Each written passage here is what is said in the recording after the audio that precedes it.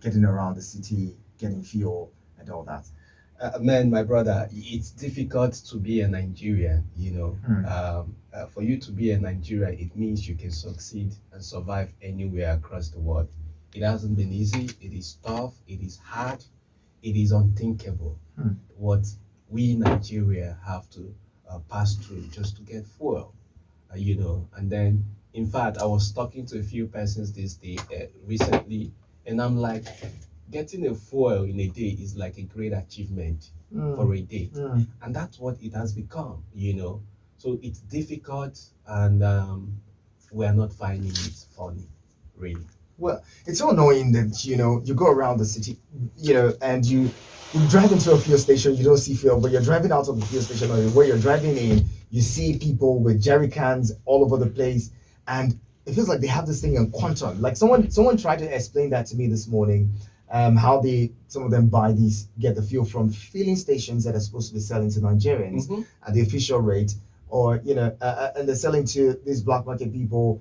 You see, he said it was explaining the situation and saying some of them have converted their cars, added more tanks to the car, and so they can buy up to 200 liters or 150 liters in those little small cars and drive away, come back again, and we continue to refuel. Meanwhile, the people who really need fuel to get about or go about can find fuel. And for me, it's like before now, we used to see government enforcing bans on fuel sales of fuel in jerry cans across the city. We had situations where the police and other security agencies would literally arrest boys in the streets who sell fuel in jerry cans, just to enforce that ban and make sure that people are able to get fuel. But we haven't seen that of recent. What do you think is the situation? What do you think is the reason for this? Yeah, so first of all, I think the government is benefiting from that, Hmm. because if they are not benefiting, then they should do the right thing, because we are suffering. The citizens are suffering. And it's such a bad thing, a bad feeling to see, to pass just a fuel station and to witness a great queue.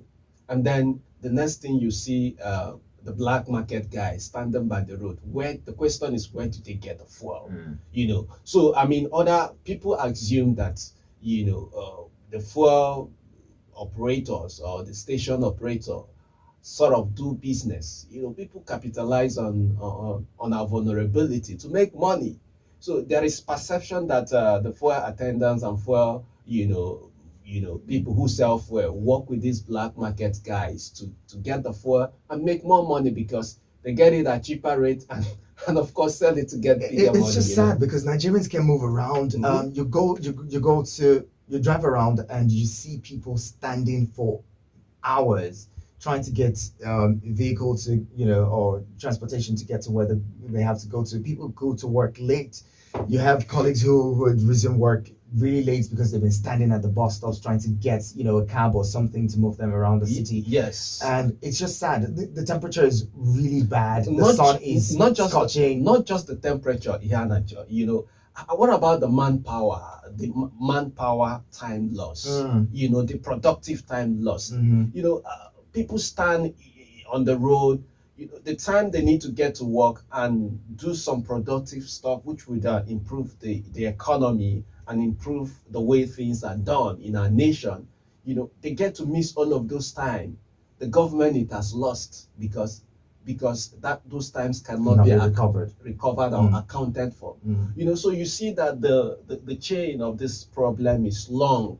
And the irony, or the sad thing within this problem is that the government doesn't seems to find a solution to this problem. It's not a problem that it excites them. I mean, we see that campaigns are going on as if nothing is happening. Nobody cares. Nobody's asking questions. The government is not coming out to say this is why we're facing this problem. The government is not even accountable to the citizen, and we're facing this kind of problem. So it shows you the kinds of people we have in leadership, the kind of people we have elected to serve us. So it's a very sad reality that we're facing. It's quite unfortunate because this is also a situation that has led to the death of many people, traffic congestions and all. And for me, if I'm looking at this and I'm saying other countries, yes, there might be difficulties across the world. America, Europe, they're talking about the fact that that energy prices are going up. But in Nigeria, our situation is different because our problem is caused by the stealing of Nigeria's crude. And the fact that we don't have refineries to refine, I don't see other oil exporting countries complaining the way that we are, the way that we're complaining and suffering, because they probably have, refineries that would refine their own products. In our case, even the crude oil is being stolen excessively. Nigeria is hemorrhaging, losing money that we could have used to better the country. The world is other oil exporting countries are making billions and smiling to the bank. Nigeria is losing out in that regard. But let's talk about the safety of the roads. Seems like we've been talking too much about, I know you're more about the safety of roads and all. Let's talk about that. And of course, this discussion we just had now is also has to do with the road, because if motorists don't get fuel, there is no way they can, ride on the road. So it also part of the discussion. But of course, safety, especially the Ember month period. Absolutely. Well, the conversation is continuing here on your radio experience. You can count on. You can join in and share your thoughts with us as regards, the fuel scarcity is biting, and also, the safety of our roads in this Ember month.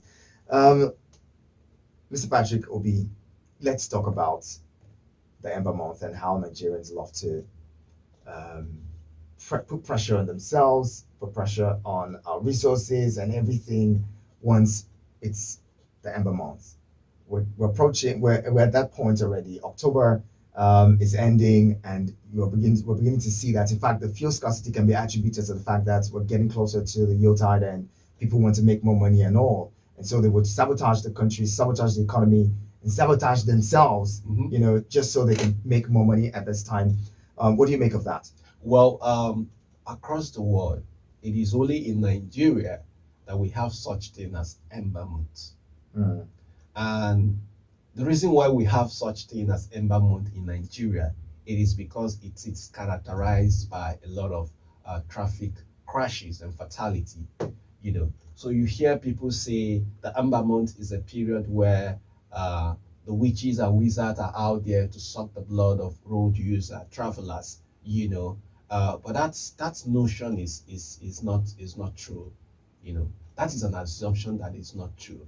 And for us as road safety advocate, what we have been able to look at is to study that reality and come out with some, practical, reasons why crashes happen within this period. And you have also mentioned that people are anxious, especially during this period. And the reason is that they want to make all the money they haven't made from January to September. Mm.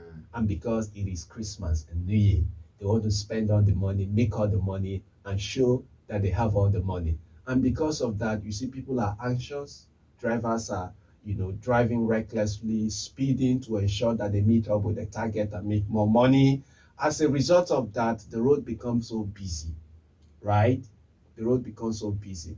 And for us in this field, we often say that roads or driving requires your 100% concentration.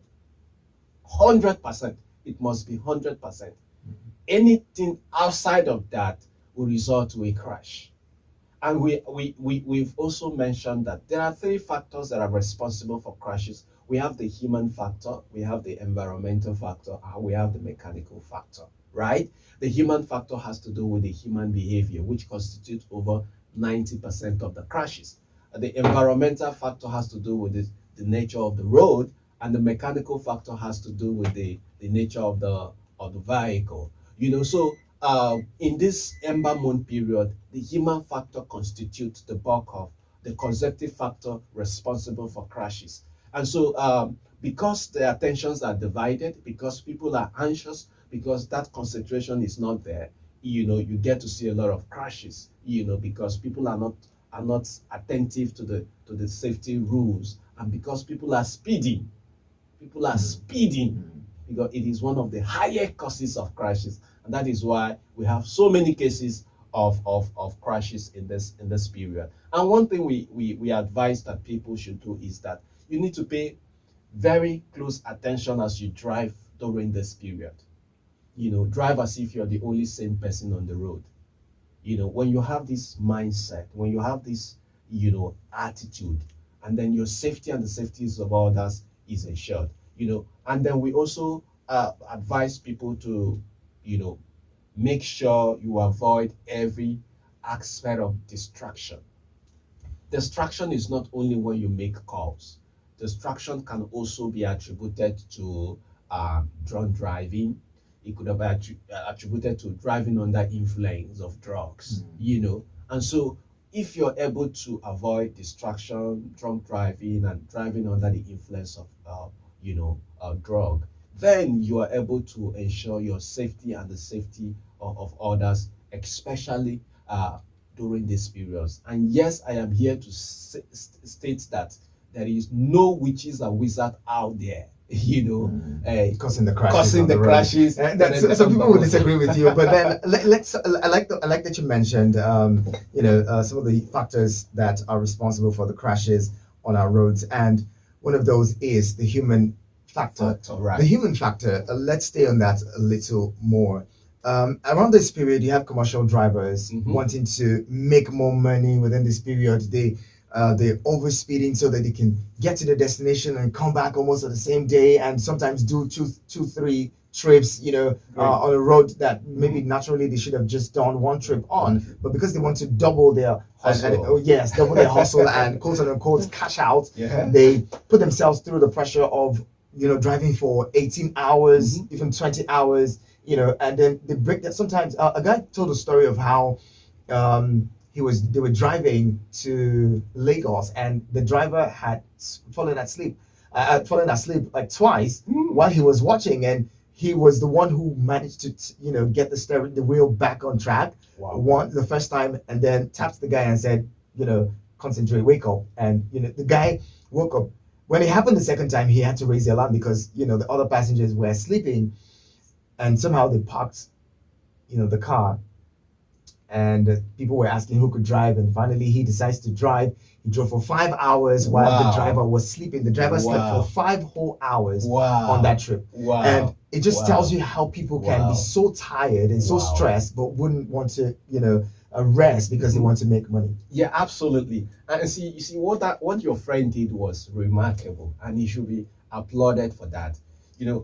So oftentimes we think the safety or road safety or traffic safety rather is restricted to the driver. No, it shouldn't be that. So what we're preaching now is community action. Our safety has to be an inclusive action. Our intervention has to be inclusive. There has to be that inclusivity. Whether you're a passenger or whether you're a driver, you have a role to play. We need to make sure we're accountable to each other. And what your friend was able to do was to checkmate the driver, to ensure that the driver is sound. And in a situation where there was something, he was sleeping, he raised the alarm and decided to take action, which is great, And then we notice a lot of action. We notice a lot of similar cases.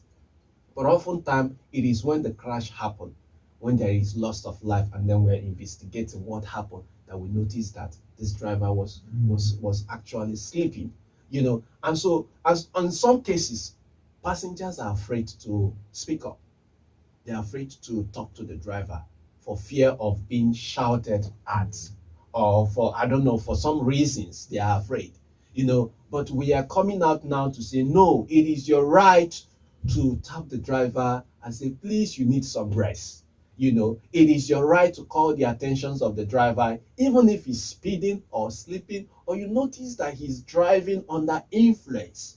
Because at the end of the day, your life is involved, the lives of others are involved. And so you need to pay attention. You need to also be part of the road safety, agenda. You need to preach that message. And so one of the messages, getting inspiration from from your the story you just shared now is that road safety is everybody's responsibility. Absolutely. Road safety is everybody's responsibility. We all need to play key roles. If I am not driving, then I should ensure that my driver, is doing the right thing. I need to be alert to ensure that my driver is driving safe, is in the right frame of mind and body, to ensure that we are all safe. So inclusivity and community action has to, play a very key role, especially in this Ember month period. All right, you can join the conversation. Call 09073530044 and 09087668888. We're talking about the fuel scarcity and tying that to road safety and safety of our roads within this Ember period.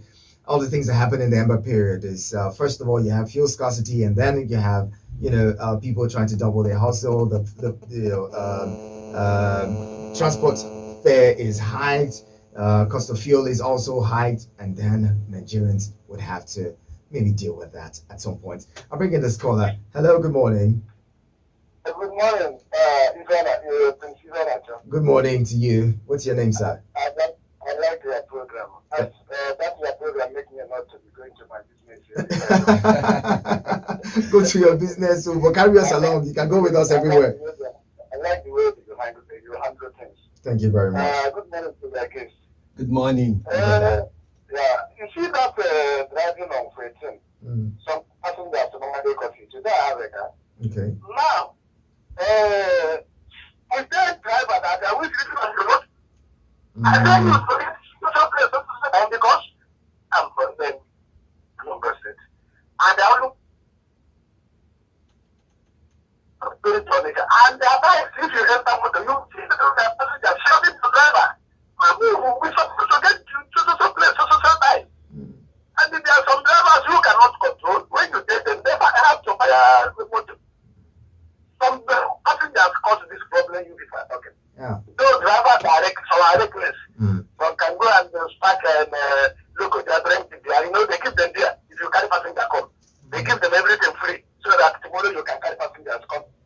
These people selling food and things. Look at them. Yeah. So that caused most of the accidents you are seeing. They want the driver to get to that place under 2 hours. While they see airport, they cannot go to airport. That's very true. Thank you very much for that one. Very, very, very, very important point to note. I like that you mentioned that sometimes the passengers are responsible for the road crashes because they're in a hurry. They want to get to the destination as quick as possible. Yes. And then also those who give them beer. How do you give drink to somebody who's driving? For God's sake. Hello, good morning. Yeah, I greet you. I greet you specially. I greet your guest as well. Thank you, my brother. I remember Mr. Sunday the Prince. Mr. Sunday the Prince, good to have you.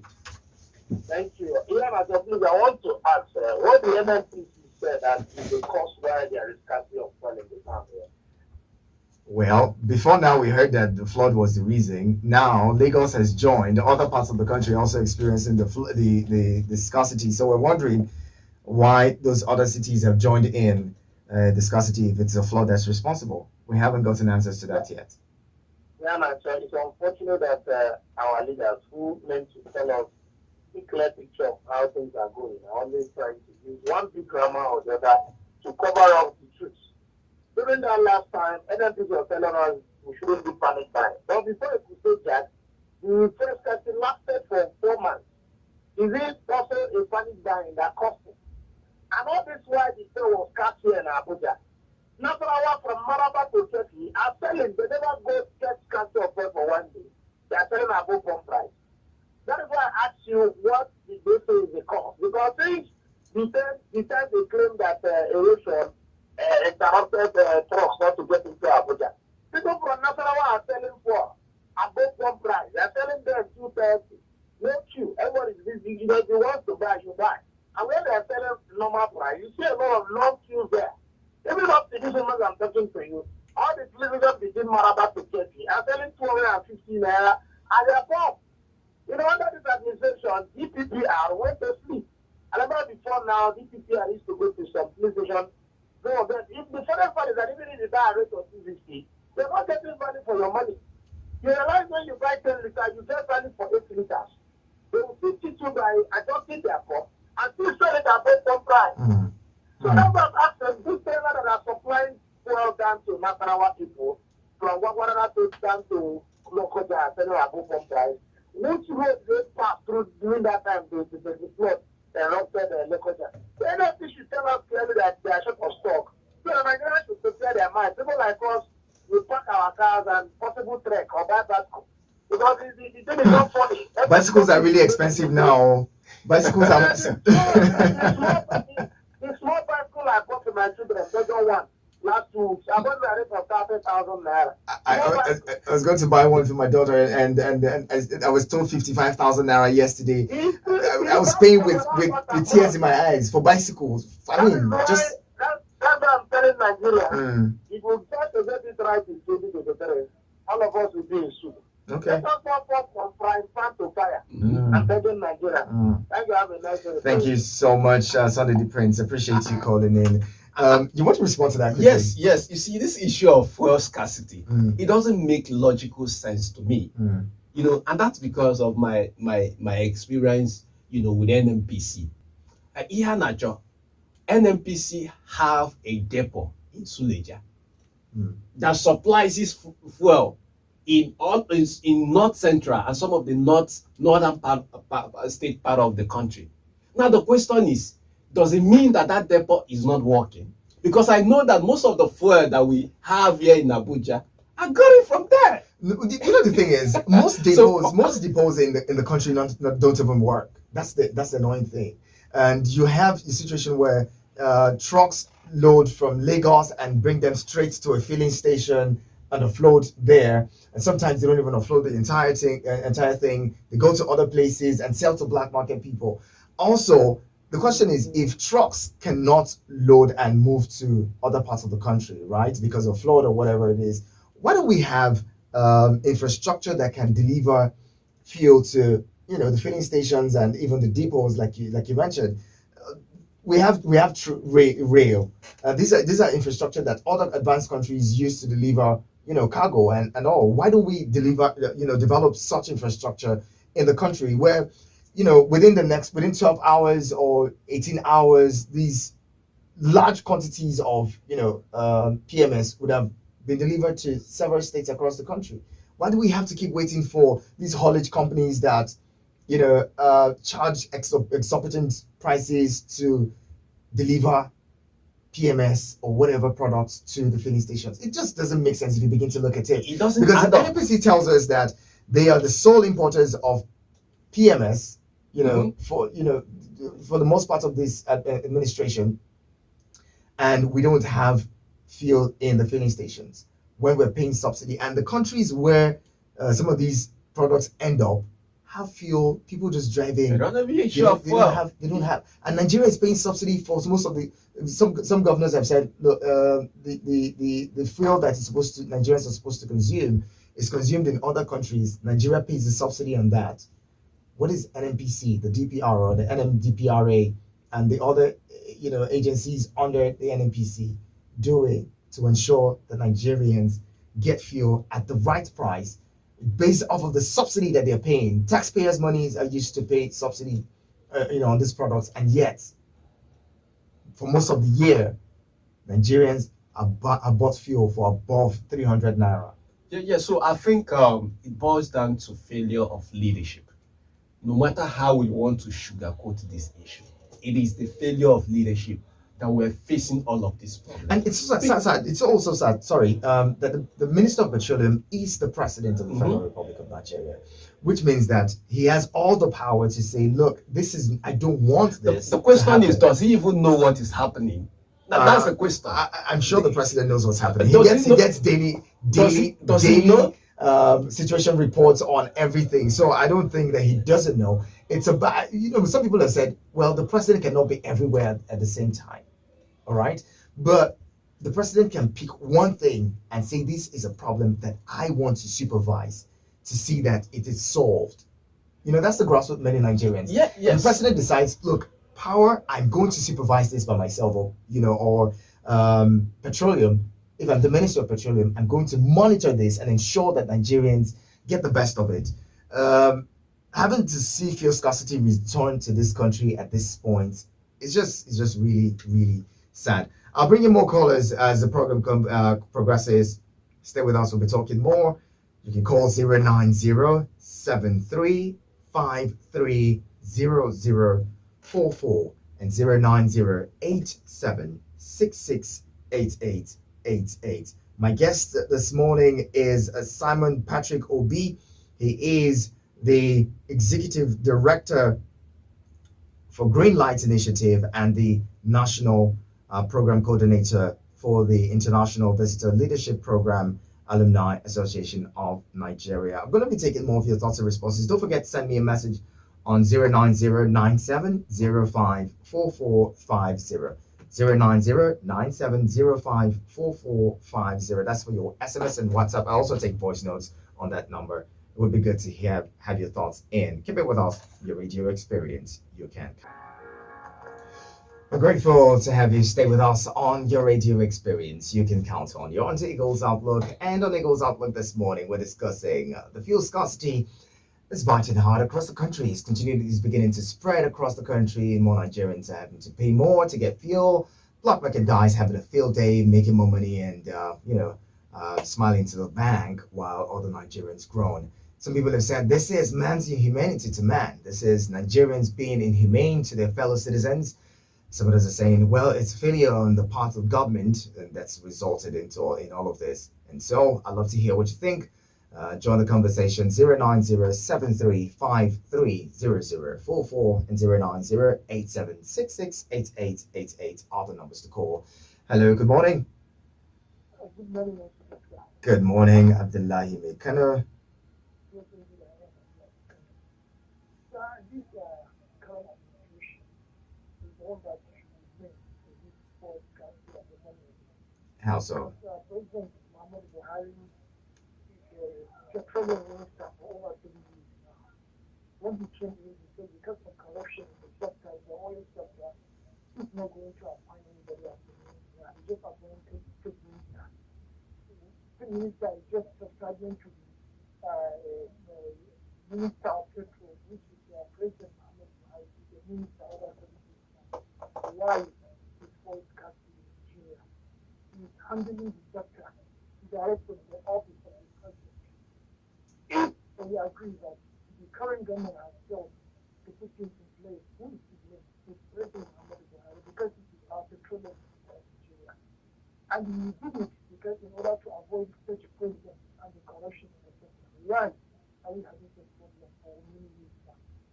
So there is nobody who can come out and tell Nigerians who is to blame. We all know where the problem is coming from. That's the fact. We shouldn't deny it. And an executive order, the president has executive power to prosecute anybody who is, sabotaging things to put in place in the sector. The president has the power to take anybody to the court. The president has the power to shoot down any police station who is to follow the order. The president has the power to seize any license from anybody. Only President Muhammad Buhari has the executive supreme power to stop such kind of things that is taking place in Nigeria. And he appointed himself as executive minister of petroleum. So nobody can question him. He's unquestionable. Whatever he did is final. That's why the problem will not come to an end. Okay. But if this man wants to end the problem in Nigeria, he has all the rights. He has all the tools to stop it. Thank you very much. Thank you so much, Abdullahi Mekano. Appreciate you calling in. And it says the president has all the right and everything to stop all of this from happening. Hello, good morning. Okay. Hello, good morning. Good morning. Thank you for joining us. What's your name? Please, this issue of petroleum. What's your name, sir? Please, what's your name? My name is Joel calling from Narada. Joel, thank you for joining us. Go ahead. Okay. That president did not know. President knows everything about that issue, because this issue of scarcity in fuel, they are discussing, the cabinet are discussing how do you do, and the same president of this federation are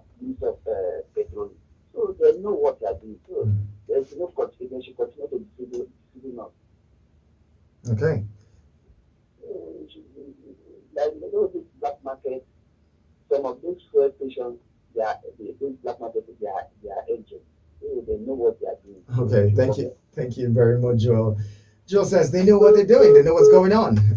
They continue to deceive us. Now the question is, when this administration came on board, we heard so much about Desani Alison Madueke, the former Minister of Petroleum Resources. In fact, just a few days ago, the court ordered the final forfeiture of some property in Abuja, luxury cars and all. And some people are saying, when this administration leaves, what people are going to find out about those who are in custody of Nigeria's petroleum resources and the likes would be more shocking than what they heard about Desani Alison Madueke. What do you make of that? Well, I think you know, like you said, the moment this government came into on board, and the president decided to, to champion the affairs of the NNPC, I personally was very happy. I finally had a me. I said to myself, finally, the issue of subsidy will be trashed out, the fraud within the petroleum industry, and then the long queue issues that we're facing is going to die out because we now have a responsible person leading this affair, especially bringing his experience, PTF and PTF and all that, but I mean, the reality of things is one that is disappointing, right? Yes, he was there, but we also noted some element of fraud within the petroleum sector. I mean, recently we discovered a pipeline that was an illegal pipeline, that is used to, for fraud. We've also noted some irregularity within the petroleum sector. But again, I am one person that I would say that I'm not so impressed by the way things has been led in the petroleum industry. I personally feel my expectations were not fulfilled. We had high expectation, and then looking at the Zani Alex, the final forfeiture of so many properties. I am definitely sure that when this government is over, we will definitely record similar cases because it's a sector that is of interest to so many, and people go there and become quiet about so many things. The current petroleum minister, state minister, before he was appointed to head that sector, we hear a lot of noise, we hear a lot of recommendation. But the moment he went in there, everything become quiet. What's happening? He's not talking to us. We're not. Nobody know what is happening there. So I mean, we're looking forward to when they would be out of power. We're looking forward to other people would say that if the only reason we heard so much about Desani and the Ministry of Petroleum Resources and the likes and other corruption cases are because another political party seized power from the then PDP, at the center, and that there's a chance that if the APC succeeds itself, that every sleeping dogs will be left to lie, and some of these things may not be brought to the fore because they're just going to protect their own, and for that reason they're saying, let's have another political party come to the center, and let's see if they would be able to expose some of the irregularities, as we call them, within this administration. I'd love to still hear from a few more of you as we close shortly. 09097054450. That is 09073530044 and 09087668888. Those are the numbers to call. Yes, you were going to say you're going to react to. Yeah, just to add a few things, every 4 years, I mean, if there are change of government and political party, I would say it's the interest of the nation, because at the end of the day, the nation would gain, because the new government would like to look into the affairs of the previous government, especially if it is of different political party. So for me personally, I'm a strong advocate that a new party should come into power every Every 4 years. every 4 years, because it will benefit the populace. Well, some people would say that would not allow for continuity of some of the projects that a particular government has started. We know that even with the same political parties, when somebody else comes on board, they abandon some of the projects that were started by the previous administration, and they say government is a continuum. And for that reason, they always advocate for a political party to continue so that they can continue the things that the previous administration started. But one thing is very important, very key in this conversation. Um, the fact that we're still talking about tribe and ethnicity, and let's talk about that all the time, and religion and all. We just saw UK,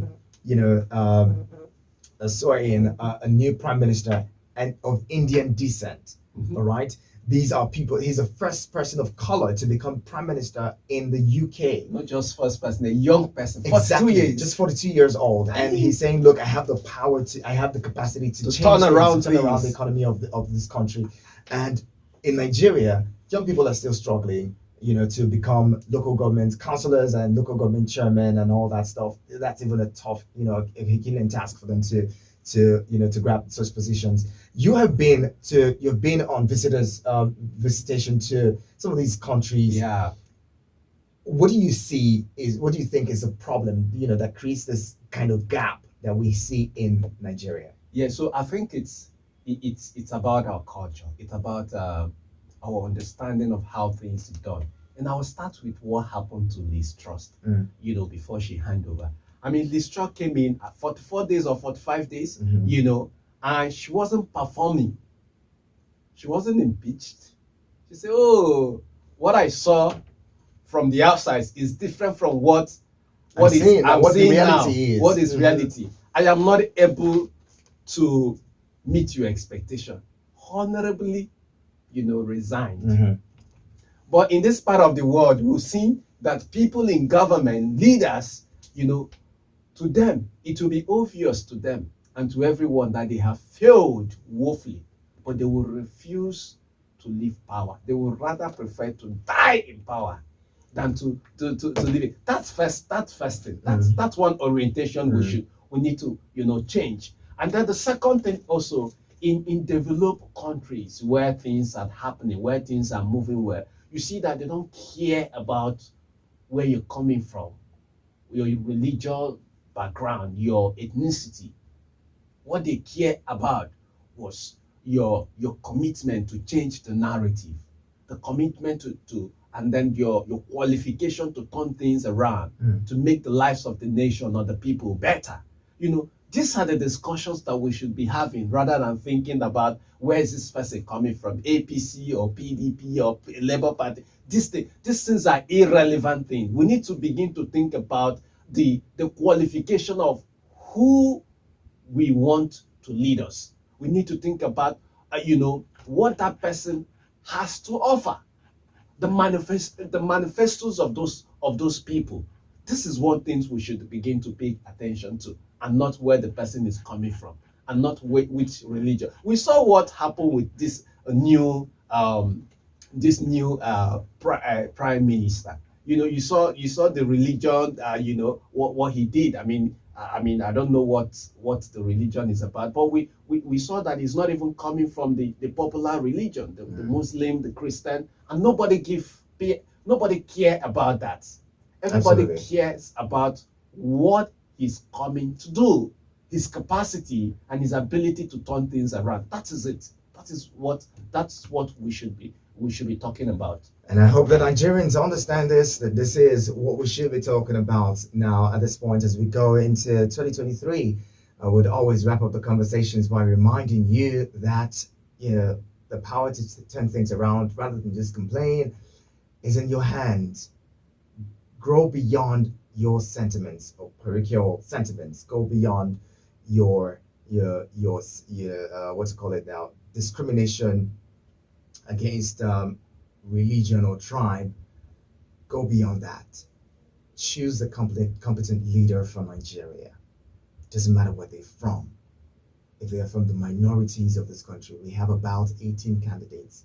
Okay, choose and let that person represent us at the center, not just at the center, at the state levels. Also, vote the right people in. Vote right, vote smart.